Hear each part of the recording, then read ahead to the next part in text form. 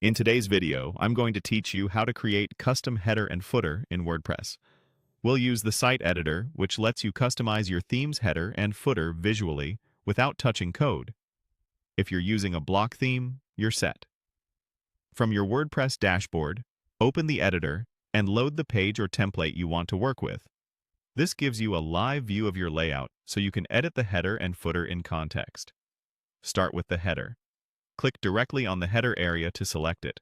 If you see multiple outlines, click until the header block is selected, then drill into the navigation block. Choose Edit Navigation to work on the menu. Select the work item from the menu list. In the link settings, make sure it's set to page, so it points to an existing page rather than a custom URL. Then choose the correct page from your site. If your work page lives at /work, pick that option so the link is accurate. You can also adjust the label here if you'd like it to read differently. If your theme supports it, you'll see a description field for the menu item. Add a short description if that's useful for your design. Keep in mind that some themes hide descriptions on the front end, so your mileage may vary. Before we move on, open the Page Settings panel on the right and set a featured image for the page you're editing. Click Set Featured Image, select or upload a high-quality image, and apply it. This image can appear in various places depending on your theme and can help your navigation or previews look more polished. Now, scroll to the bottom of the canvas to work on the footer. Click until the footer block is selected.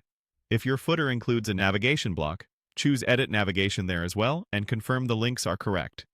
Adjust labels if needed so the footer menu mirrors the header or offers quick access to key pages.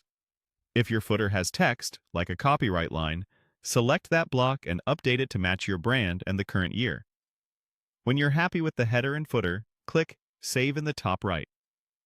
WordPress may ask what you want to save: template changes, template parts, or navigation. Confirm and click Save again to finalize everything. Finally, click Launch to push your updates live. If you prefer, preview the page first to double-check spacing and link behavior, then launch. That's it. You've customized your WordPress header and footer using the site editor, aligned your